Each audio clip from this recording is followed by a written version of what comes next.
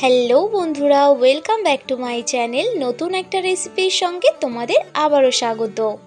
আজকের রেসিপি হলো তিল দিয়ে চিচিঙ্গে ভাজার রেসিপি। তোমরা তো চিচিঙ্গে নানাভাবে ট্রাই করে দেখেছো, একবার এইভাবে ট্রাই করো, অবশ্যই তোমাদের ভালো লাগবে। গরম গরম ভাতের সাথে দুর্দান্ত লাগে খেতে। চলো রেসিপিটা শুরু করা যাক। তো রেসিপিটা শুরু করার জন্যই প্রথমে দেখো আমি চিচিঙ্গে নিয়েছি, আর আমি বড় সাইজের 4টে চিচিঙ্গে নিয়েছি। চিচিঙ্গেগুলো খুবই নরম, আর চিচিঙ্গেগুলোকে আমি কেটে নেব। একটা ছুরির সাহায্যে ওপরের একটা চিচিঙ্গের আঁশ থাকে, ওই আঁশটা আমি তুলে দেব। তারপর এরকম সরু সরু করে চিচিঙ্গেগুলোকে কেটে নিতে হবে। যেহেতু আমি চিচিঙ্গে ভাজা করব, সেই জন্য এরকম সরু সরু করে চিচিঙ্গেগুলোকে কেটে নিতে হবে।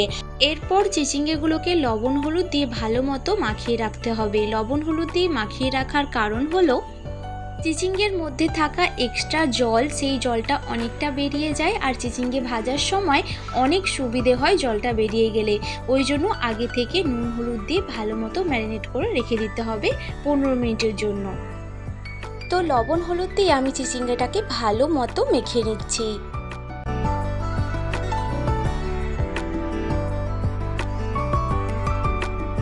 এদিকে আমি একটা মিক্সিং জার নিয়েছি। মিক্সিং জারে আমি সাদা তিলটাকে বেটে নেব। সাদা তিল ব্যবহার করেছি আমি 4 টেবিল স্পুন। খুবই সামান্য পরিমাণ জল দিয়ে আমি তিলটাকে বেটে নেব।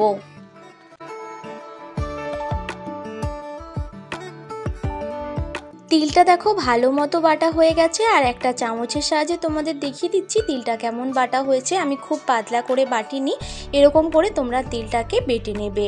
তারপর দেখো আমি গ্যাস অন করে দিয়েছি। অন করে গ্যাসের চুলায় আমি একটা কড়া বসিয়ে দিয়েছি। কড়াটা গরম হয়ে গেছে, আমি দিয়ে দিয়েছি রিফাইন্ড অয়েল। তোমরা এটা সর্ষের তেলেও রান্না করতে পারো। তেলটা আমি ভালো মতো গরম করে নেব।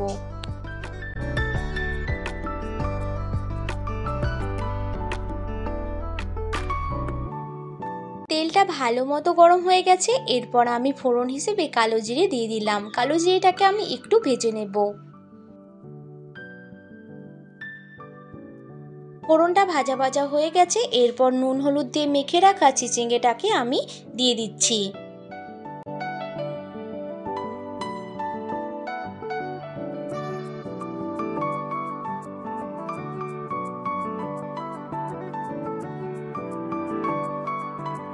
চিচিঙ্গেগুলোকে একটু নেড়ে চেড়ে নিচ্ছি, আর চিচিঙ্গেগুলোকে একটু ভালো মতো ভেজে নিতে হবে। একটু চাপা দিয়ে দিয়ে চিচিঙ্গেগুলোকে ভেজে নেব। চিচিঙ্গেগুলো যাতে সেদ্ধ হয়ে যায়, ওই জন্য দেখো আমি ঢাকা চাপা দিয়ে দিচ্ছি 3 মিনিটের জন্য। 3 মিনিট পর ঢাকনাটা খুলে যখন চিচিঙ্গেটা হালকা ভাজা ভাজা হয়ে যাবে, তখন দুটো মিডিয়াম সাইজের পেঁয়াজকে আমি কুচি করে রেখেছিলাম, ওই পেঁয়াজটাকে আমি দিয়ে দিচ্ছি। পেঁয়াজের সাথেও চিচিঙ্গেটাকে আমি একটু ভেজে নেব।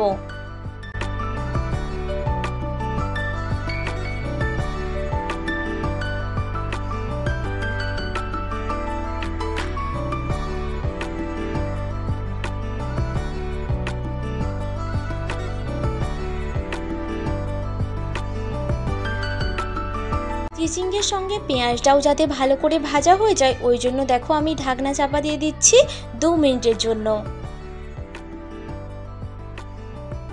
2 মিনিট পর ঢাকনাটা খুলে আবারও আমি একটু নেড়ে চেড়ে নিচ্ছি, আর চিচিঙ্গে পেঁয়াজটা দেখো হালকা ভাজা ভাজা হয়ে গেছে, আর চিচিঙ্গেটাও দেখো নরম হয়ে গেছে। ওই জন্য আর ঢাকনা চাপা দেওয়ার প্রয়োজন নেই। এরপর আমি ভালো মতো চিচিঙ্গে আর পেঁয়াজটাকে একটু ভেজে নেব লাল করে।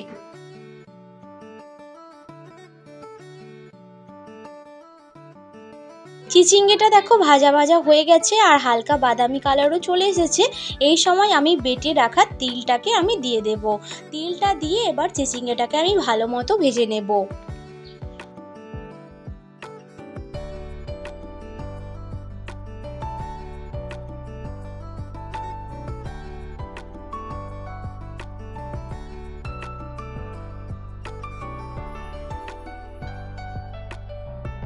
তিল বাটাটা দেওয়ার পর আমি খুবই সামান্য পরিমাণ লবণ দিয়ে দিচ্ছি। এবার তিল বাটাটা দিয়ে চিচিঙ্গেটাকে আমি ভালো মতো ভেজে নেব।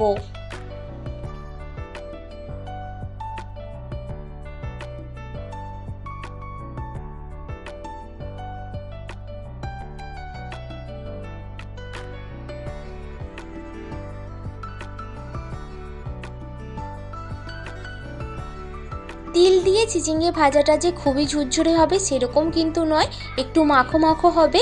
একটু টানিয়ে টানিয়ে চিচিঙ্গেটাকে ভালো মতো লাল করে ভেজে নিতে হবে।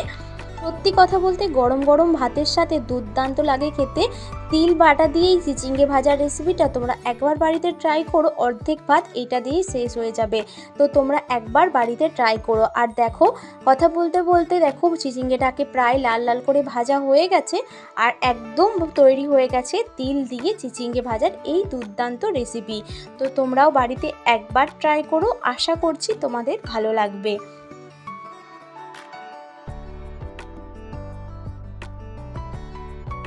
দেখো তিল চিচিঙ্গে একদম পারফেক্টভাবে তৈরি হয়ে গেছে। আর প্রথমেই বলেছিলাম যে চিচিঙ্গেটা যে খুব ঝুরঝুরে হবে সেরকম কিন্তু নয়, হালকা মাখো মাখো থাকবে। আর দেখো পারফেক্টভাবে তৈরি হয়ে গেছে। 10 মিনিট রেস্টে রেখে তারপর দেখো আমি একটা পাত্রে সার্ভ করে দিচ্ছি।